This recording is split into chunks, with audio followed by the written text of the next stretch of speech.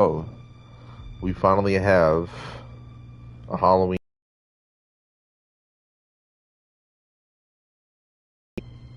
It looks like IllFonic and Gun might have some issue with that, which I do not, just because I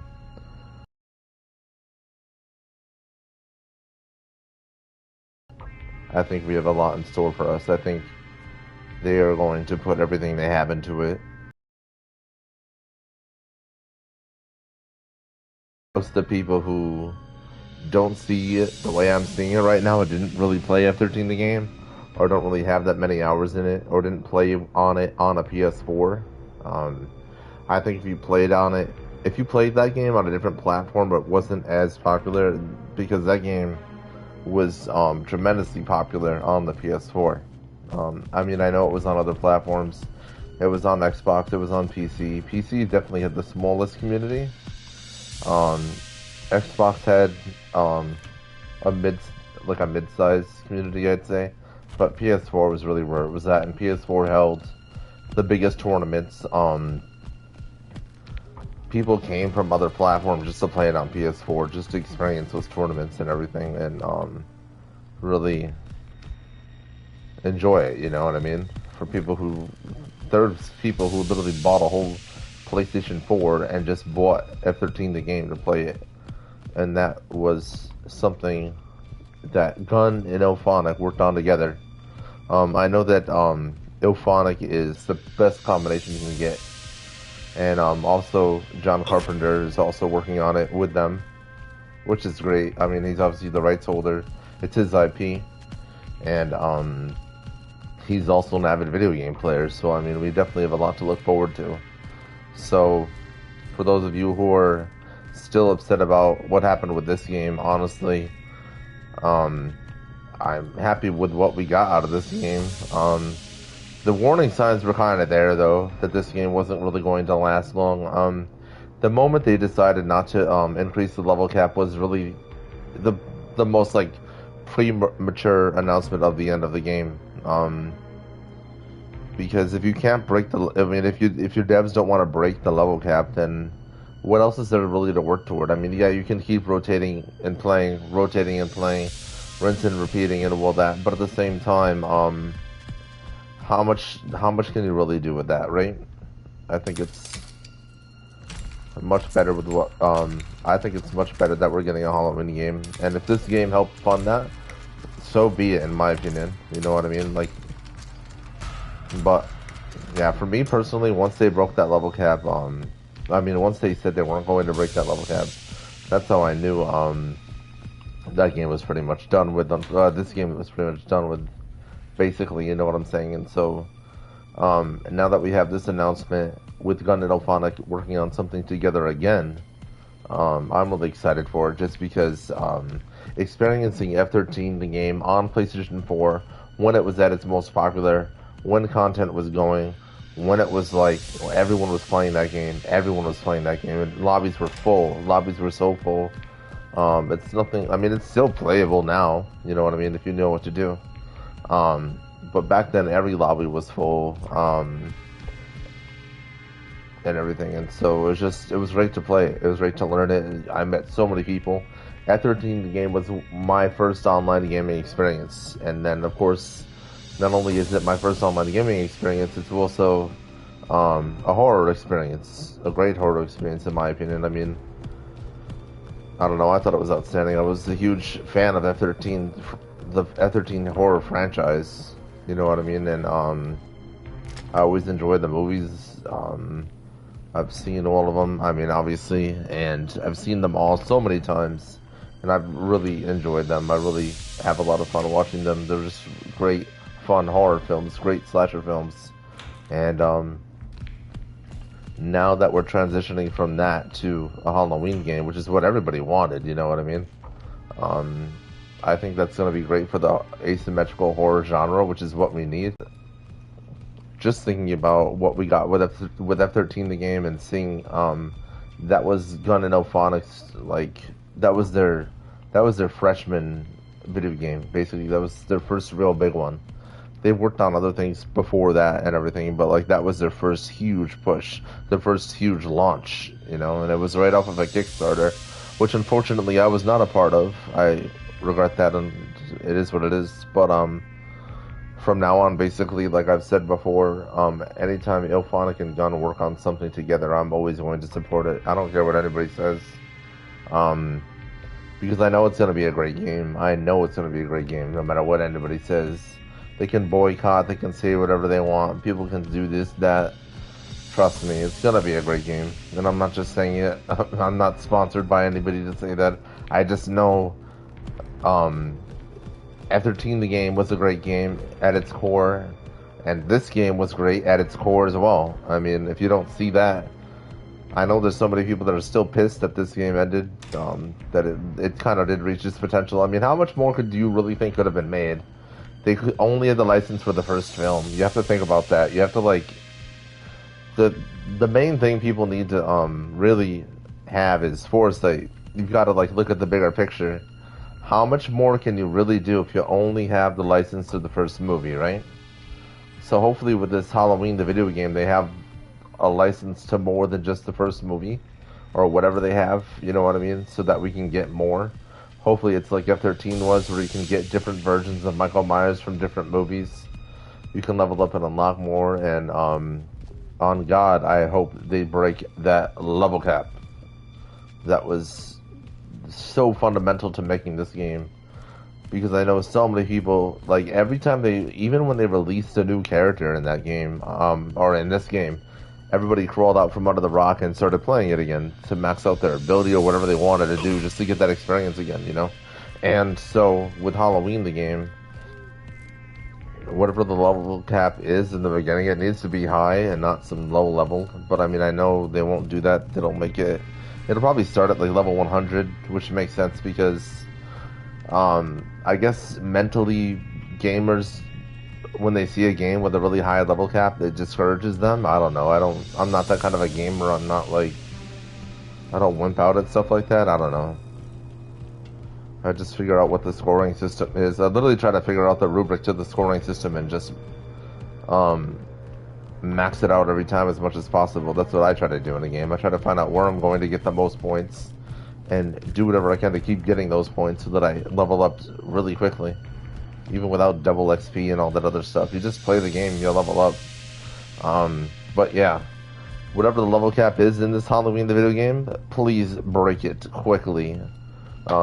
It was really annoying maxing out my level in this game and just being that level forever. For people convince themselves otherwise, and then they get disappointed once an official announcement has to be made, which is unfortunate. I mean, I understand you don't want to give up on something so outstanding and such a great game with such a great playstyle to it and everything.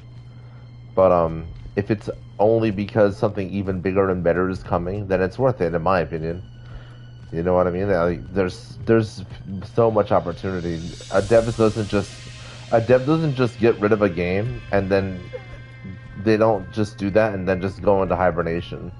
It was so clear that they were working on something else. Just even think about the fact that how long it took them to push updates out for this game over a certain period of time.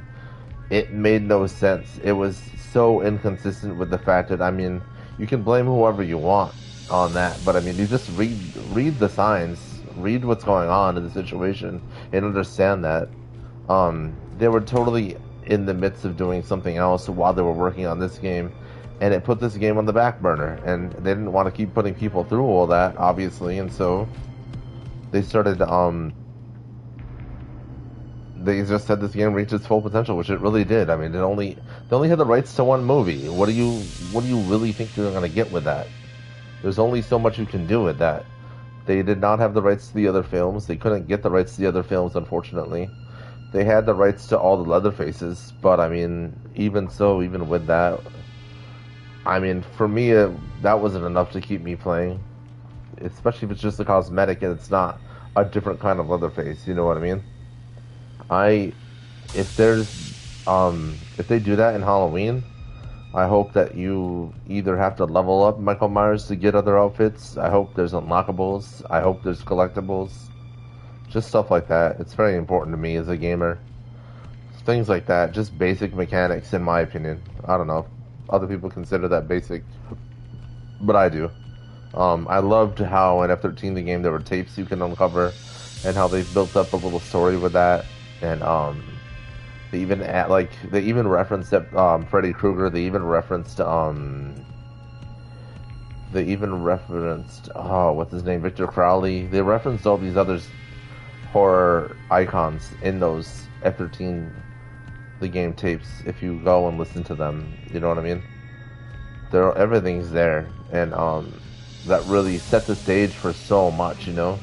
And I wasn't really disappointed when we didn't get Jason X in that game. I mean, from what I know about Jason X, he wasn't really a strong Jason anyway, so it wasn't. I mean, in my opinion, it would have been cool to play as him, of course, but he wasn't a powerful Jason. He wasn't like a balanced Jason for what you needed to play that game proficiently as Jason at all. So, I mean, it is what it is with that. But it still would have been cool to have him. But it's not something I begrudge them for, or anything like that. But let's talk about what we have so far in regard to information for this F-13 the game.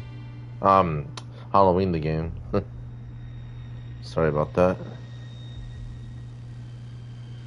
So, there's a couple of articles. Bloody Disgusting posted an article.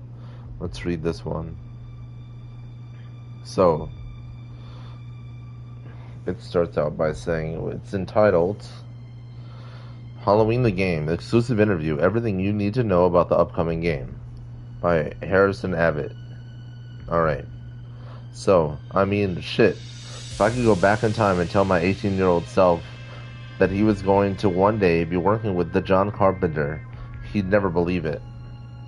As IllFonic's Jared Garrettson takes stock of his pinch-me circumstances, we can't help but think about just how many people must envy the developer's situation, because unless they've got a pretty major gap in their viewing history, the director of The Thing and The Fog is all but guaranteed to have played a foundational role in any horror fan's developing love affair with scary movies. Indeed, you'd be hard-pressed to find someone with even the vaguest bit of interest in this genre who doesn't have at least one Carpenter flick locked into their top 20. Alas, for most of us, that's where our relationship with the master filmmaker ends. No matter how much we might idolize him, we've come to terms with the depressing fact that we'll never be able to rub shoulders with the genius behind They Live, and our incredulous adolescent selves would be quite right to doubt any claims to the contrary. That's not the case for Jared, though, who, in his dubious time travel scenario, would be able to gloat to his 18-year-old self that he does indeed have a direct line to his childhood hero. And not only that, but he is collaborating with him on a brand new adaptation of one of the most enduring works in the form of Halloween the game.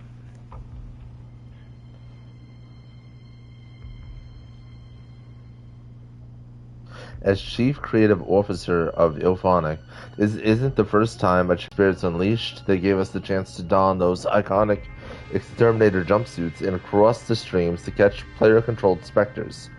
With Friday the 13th the game, they had us role-playing as either Jason Voorhees or one of the armorous camp counselors at his mercy. With Predator hunting grounds, they afforded us the perfect opportunity to yell, "Get to the chopper!"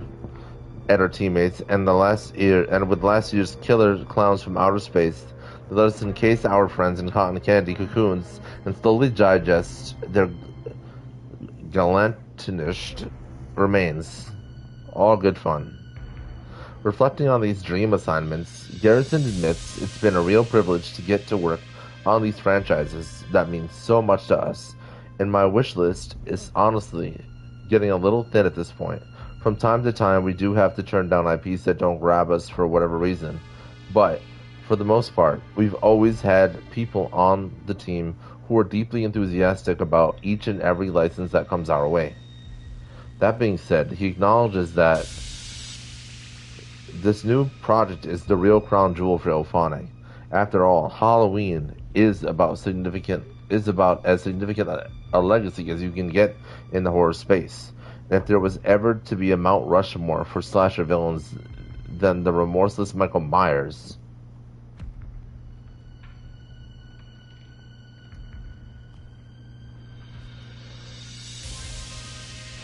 would surely deserve pride of place atop that sculpture.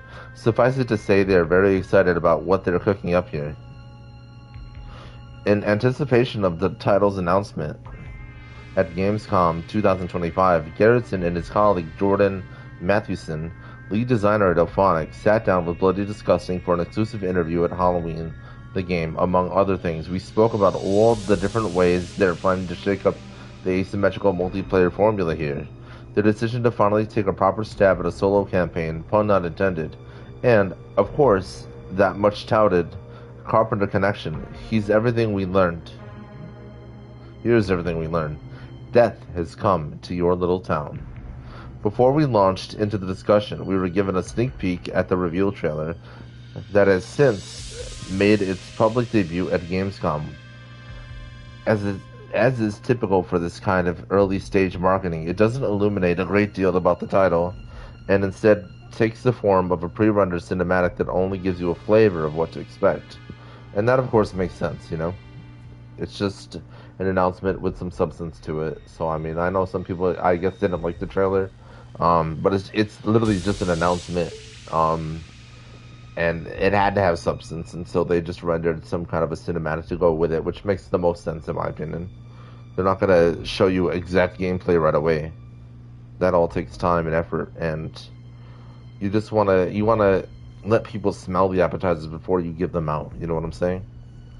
Opening with that famous Halloween synthesizer stinger, before then transitioning into Laurie Strode's more lyrical piano theme, the short teaser introduces us to a quiet suburban street in the sleepy town of Haddonfield, Illinois.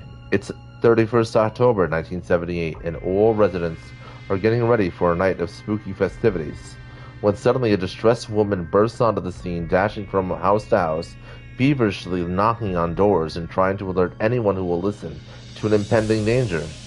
Given the poor girl's emotional distress, these warnings aren't particularly lucid and fall on deaf ears. Yet we are able to discern what's got her so rattled, thanks to some characteristically portentous voiceovers supplied by none other than Dr. Samuel Lewis, portrayed here by a pretty reasonable Donald Pleasance impersonator. Interesting, so they don't know who did it yet. Going to his usual hysterical spiel about the boogeyman. He doesn't prove to be an especially empathetic or rational mental health professional. Instead, he rants, as he so often does, about his patient's inhuman traits, his penchant for senseless death, and the pure malevolence that is etched into his very soul, all of which seems like it must go against some code of conduct or ethical standards for a shrink. But hey, what do I know? Maybe attitudes were just different in the 70s. Anyway, the good doctor carries on, raving about reckonings and unstoppable monsters. Are we sure he's not wanted in need of psychiatric care? While the female lead continues in vain to try and sound the alarm about Michael, unfortunately her pleas go ignored, and blissfully ignorant locals all stay indoors. A fatal error. That's when we hear the blood-curdling scream from just off-camera, followed by the unmistakable sounds of savage butchery. This commotion is soon displaced by Michael Myers' telltale muffled breathing, and then, right on cue, the Shape himself walks into frame. Evil has arrived, just as was foretold. It's an appetite-whetting trailer, for sure. Yet, as we said, it doesn't really give you a whole lot to go on. All you can glean is that the game is set in 1978, that it's got Michael Myers in it, and that John Carpenter's attached in some capacity. Perhaps that ought to be enough for now. But we were greedy, and so pressed Garrettson and Matheson for more details. In response, the developers reasoned that the title is best understood as existing in two distinct halves, with the first component taking the form of that signature asymmetrical multiplayer that we've come to expect from IllFonic. Talking about this, Mathewson said, if you refer back to what we've done in the past, here's definitely a lot of the same DNA here in Halloween the game. Agreeing with his colleague, Gerritsen added, IllFonic has been around for many, many decades. The majority of the team has been with us since Friday the 13th, and they all stuck around for Predator, Ghostbusters, and Killer Clowns. So we cultivated a real knowledge base and expertise when it comes to making these cause for concern, that being the fact that a frankly staggering amount of these asymmetrical titles have been released since Friday the 13th debuted in 2017, and the premise could therefore be at risk of growing a little stale. Indeed, the genre has become rather crowded of late, with competitors like the Texas Chainsaw Massacre, Home Sweet Home Online, and Evil Dead the Game all throwing the proverbial hats at the ring. To his credit, the threat of market saturation is a problem that Gerritsen is keenly aware of. Horror multiplayer has definitely gone through a lot of permutations in recent years, he concedes. If we take everyone else out of the equation for a moment and just talk about ourselves, then we've got F-13, Predator, Ghostbusters, and Killer Clowns to take into account. That makes Halloween the 5th iteration of this idea, from us alone. So we appreciate that there is a need to innovate. We don't want to just make the same thing over and over again, retaining the same mechanics and only switching out locations or killers to tie into whatever IP we are adapting. We want to meaningfully evolve. My vision is that if someone owns all of IllFonic's games, then they will bounce between them based on their present mood, because each of them should have a unique feel. One day you might be in the mood for the chaos of Killer Clowns. The next you might fancy some slower and more methodical, like Halloween, which led us nicely into discussing the fact that the fresh spin will be for Halloween the game. Mathewson took over for his breakdown, elaborating, "We've tried to emphasize stealth on both sides of the killer-survivor dynamic. For Michael, it's about stalking. His mechanics revolve around quietly observing in the shadows and biding your time to get the best possible kills, you see.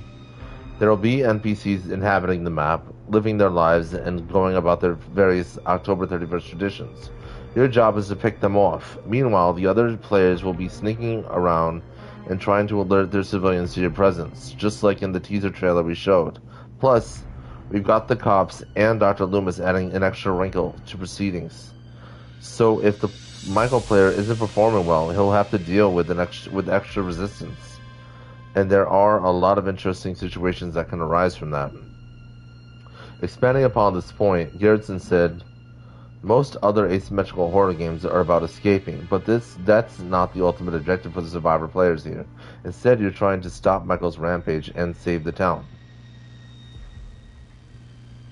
You can eventually end the match and spectate, but the goal is always more complicated than merely run around, loot, and escape. We think that makes it feel new and interesting." Beyond just these rule changes, Halloween the game also evolves upon IllFonic's previous outings by introducing a big technical upgrade behind the scenes. Moving to Unreal Engine 5 has given us a huge visual boost, Gerritsen enthuses. You can see that most obviously with Michael's mask, in which was a huge priority for us. It's such an important part of the franchise. Iconography, and we had to get it perfect. There's been so many iterations of that one prop over the years, across multiple different movies. But they've all degraded, and so there was nothing available for us to laser scan. That meant we had to design it from scratch, and we ended up obsessing over every last microscopic detail. If we were making this 4 or 5 years ago, we would have had fewer polygons and less dynamic lighting at our disposal. But Unreal 5 was a real asset for us.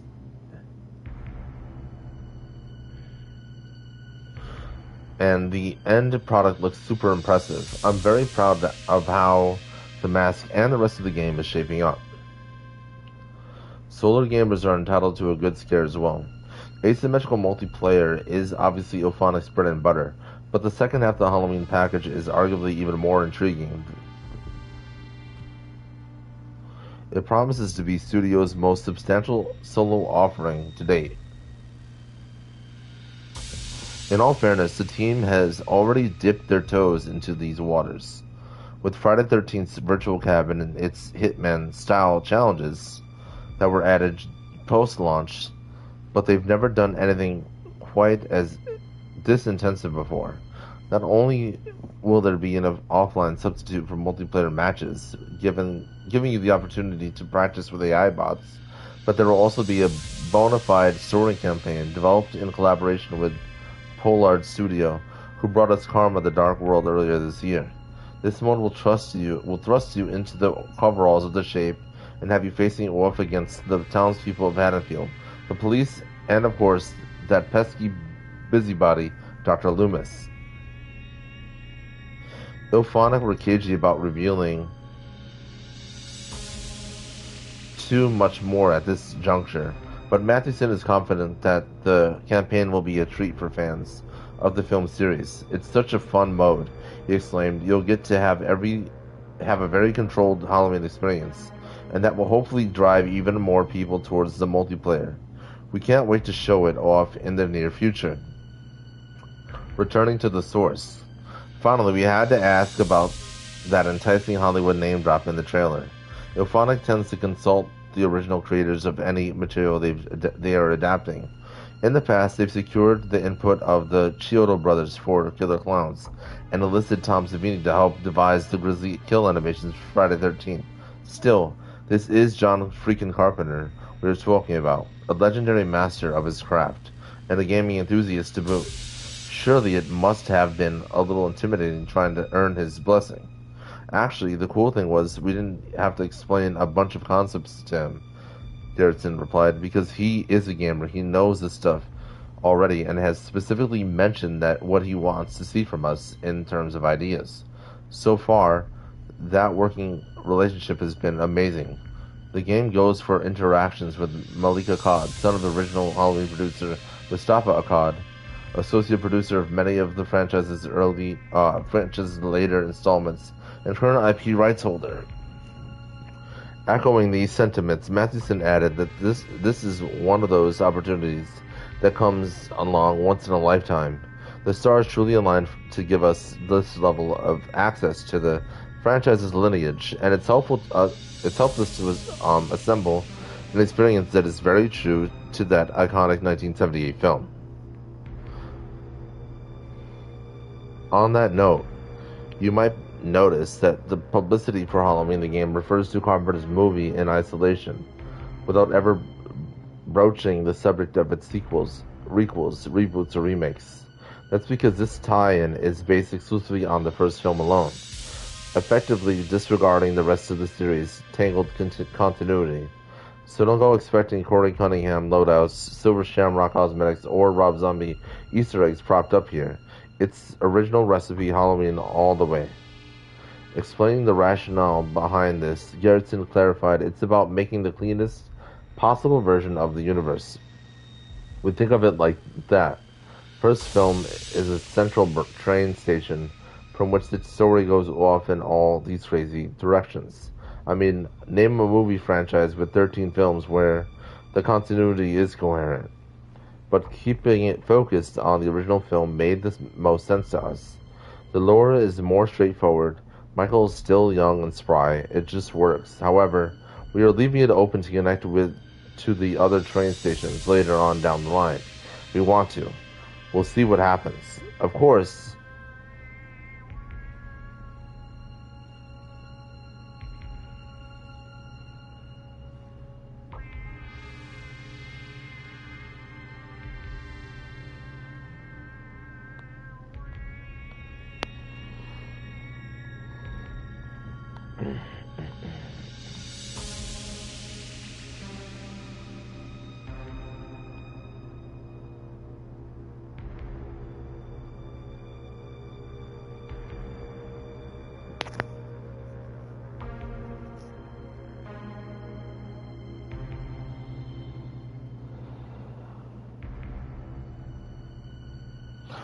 Having the narrative situated in the year 1978 might return Michael to his prime, but he's never been one for intense cardio anyway, even in his youth, compared to Leatherface, Freddy, or even Jason. His walking pace is decidedly glacial. Curious as to how that characteristic will translate into gameplay, without being incredibly frustrating for the person controlling the boogeyman. We asked the devs outright if they have a mitigation in place to stop survivors easily outpacing their would-be killer. Garrison played it coy, only going so far as to indicate that the team does have something up their sleeve. There's a very IllFonic way of making that make sense. Let's just say that we've come up with some unique mechanics that Malik and his crew are very happy about. You have to watch this space to find the specifics. We are naturally keen to learn more about that system, but based on what we've heard so far, it's not like we needed any more reasons to keep a close eye on this one. For fans of horror games and horror cinema alike, it's looking very promising indeed, and hey, if it's good enough for Carpenter, then it's good enough for us. And that's it for the bloody disgusting article. Pardon my gaps in reading.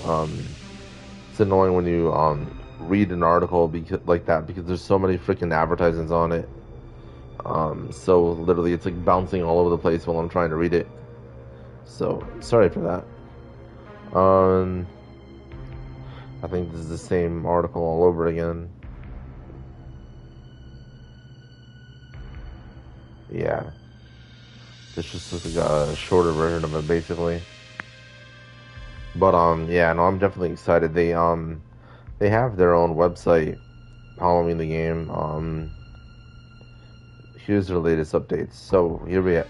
This is directly from HalloweenTheGame.com.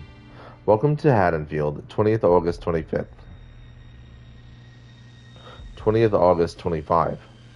IllFonic, Compass International Pictures, Further Front, and Gun Interactive are bringing the next big thing in asymmetrical horror, Halloween. Heavily regarded as the blueprint for the modern slasher, Halloween 1978 has left an undeniable and indelible mark on modern horror. Now, the teams behind some of the most successful horror game titles joined their publishing forces with the original producers of the film franchise to deliver the definitive interactive iteration of this landmark property. IllFonic and Gun Interactive, in partnership with Compass International Pictures and Further Front, present Halloween. The teams are thrilled to come together again to bring an IP this important and near and dear to their hearts to the asymmetrical horror landscape. The goal is to not only do Halloween justice, but to once again innovate in the asymmetrical horror space. Charles Brungart, CEO at IllFonic, states, working with Gun again presents an opportunity to showcase how both companies have grown since the last time we collaborated.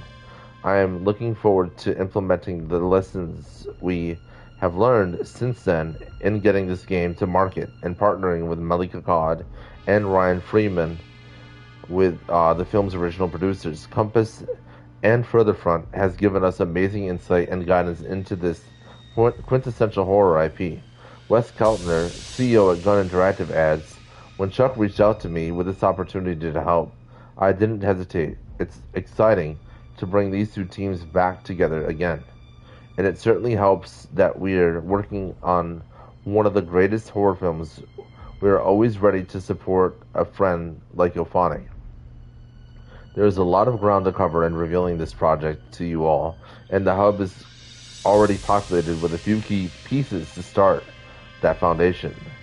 Please do check out the hub posts tackling single and multiplayer modes in Halloween and constructing the ultimate horror sandbox. Keep an eye on this space for more news as it happens.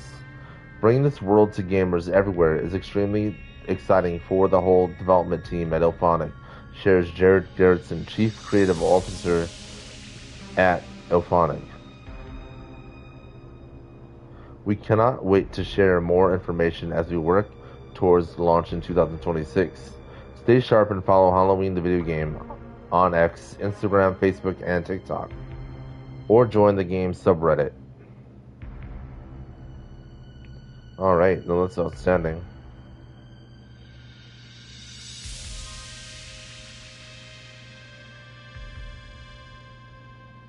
It's a lot of news, though, for sure. But yeah, I'm really excited for this. I will go live again and talk about the hub posts on the Halloween.com website. For now, I just wanted to introduce all that. I will definitely be streaming this game, Halloween the game. I'm gonna max everything out. I'm gonna platinum the damn thing. I don't care. I'm gonna get all the cosmetics, and I mean, I don't know how long it'll be around for. I don't know how long it'll be in online service. I guess, is that the right term? I'm not sure. Um, Actually, here's what you say. I don't know how long it'll be in development while it's live, but I plan to support it all the way as best I can while it is live, and hopefully it has a long life to it. I think when Glenn and IllFonic team up on something, I think we have a lot to look forward to, and people who are doubters or anything, that's fine. You can doubt it all you want, but you'll be playing it, trust me. All the boycotters, all the haters, you'll all be playing it. You'll all be playing it, trust me. I already know. You know what I mean? You'll all be playing that game. And that's what's exciting about it. Everyone has this and that to say. And then they'll be buying it, and they'll be playing it. Or they'll be playing it on a Game Pass or PlayStation Plus or whatever there is. Whatever Steam does. I don't know what Steam does. I don't play on PC. And I'm fine with that. I can get quite a lot done on my console, on my PlayStation 5. So I really could care less what goes on with Steam. But yeah, man, I'm really excited for this, and I chose Rush Week to do this live stream because this is as close as we can get to a Halloween the game, right? Look at this. I mean, you have this house. When I played Rush Week, it felt like Johnny was Michael Myers sometimes. It really did. I didn't even think about him as Johnny at all from the game. I just felt like he was like some kind of a interesting variation of Michael Myers sometimes. But that's just me. Not everybody has to agree with that at all. That's just my subjective opinion on the matter. But this is what it'll sort of feel like, you know what I mean?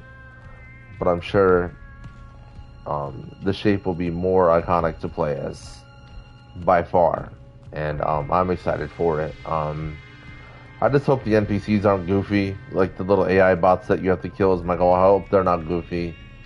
I hope they're actually like legitimate and not like over the top or any of that other kind of nonsense. I want it to really feel like a game, like a horror experience. I don't want it to be goofy. I don't want it to be silly. I just want it to be an outstanding game, and I want it to be a lot of fun, and I want people to really enjoy it, as do the devs, but at the same time, please don't make the bots goofy. Please make them, like, legit and, like, serious about what they're trying to do and everything. And if that can be done, and, if there's, I really hope we get unlockables and collectibles, all that kind of stuff. It does, I mean, I would hope we get some kind of tapes, something to collect in match that you can bring with you when you survive or escape or whatever you do in that game, so that you can enjoy it after. Just more lore. I love lore in games. It's really important to me. And I think the lore should actually be in the game, not on some website somewhere. I think announcements for the game can be on a website.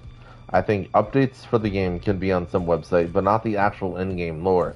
Let that be in the game and not on some website somewhere else. Please. Otherwise, what's the point? Why am I going to a website about a game to read the lore in a game that's an online live service game? That does not make any sense to me at all. It needs to be in the game somehow, some way. There needs to be collectibles. There needs to be unlockables.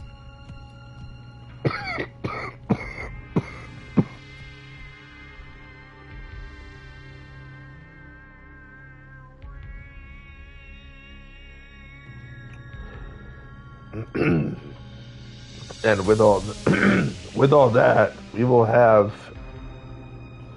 an outstanding video game, and that's all I can ask for. So I appreciate everybody who's watching this. I've been talking for so long, and I haven't drinking any water, so give me 1 second. I can talk for a long time, but eventually it catches up to me.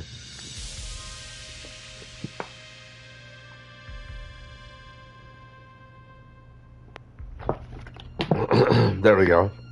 It feels so much better now. All right.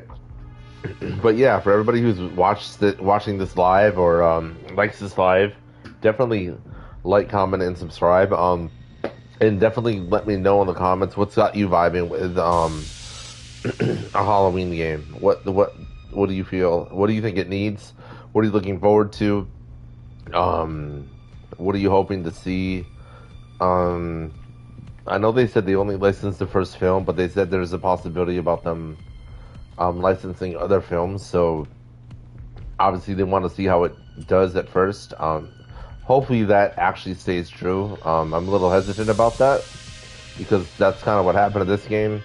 They only licensed the first film and it could only go so far. So I mean, if they do that again, then both dev companies will definitely strike out, and they will really piss a lot of people off if they only do one movie and it doesn't last long. You know, that's really gonna count against them tremendously, and I don't know if they can come back for something like that.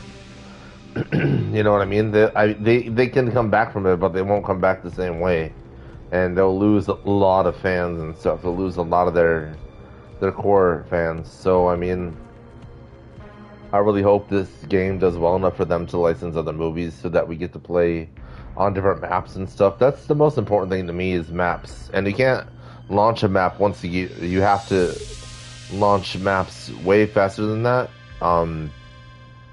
because that's what your audience expects. I mean, that's what we're given, you know. So you have to match that, regardless of what you can and can't do. You have to figure out a way right there, you know.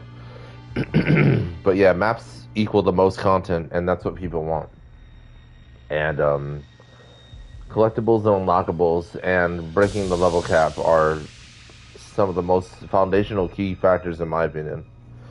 But for those of you watching this live, let me know what you think. What's got you vibing with Halloween the game? What are you looking forward to? What do you guys want me to talk about and cover in regard to it?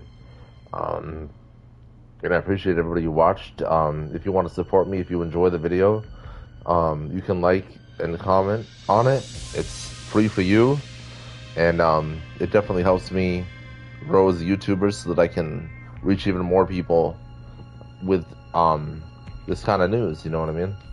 So thank you guys so much for watching, and I'll definitely go live again and explain more, talk about more as the news comes out about this game, and I hope to... I'm so excited for it, and I'm glad we have this opportunity to enjoy it. And just always remember, the asymmetrical horror genre is still very young, and there's a lot to it, you know what I mean? There's still a lot of growth that it needs, and every game that comes out pushes it forward and allows it to grow further beyond than what we've ever seen. And that's going to be true with this Halloween game, because IllFonic and Gun have both grown substantially since F13 the game, and that was a banger, whether you agree with me or not. I have over 3,000 hours in that game, and so that's why I can say what I want, because I've been around the block in that game, and I always played it on PS4 in some really hardcore lobbies, you know what I'm saying? So I don't know what other people played it on, or what their opinions are, if they even did play it, or if they played it for longer than 1 hour, or whatever. But it was a great experience for me, and that was back then, and look where we are now. So I think we have a lot to look forward to.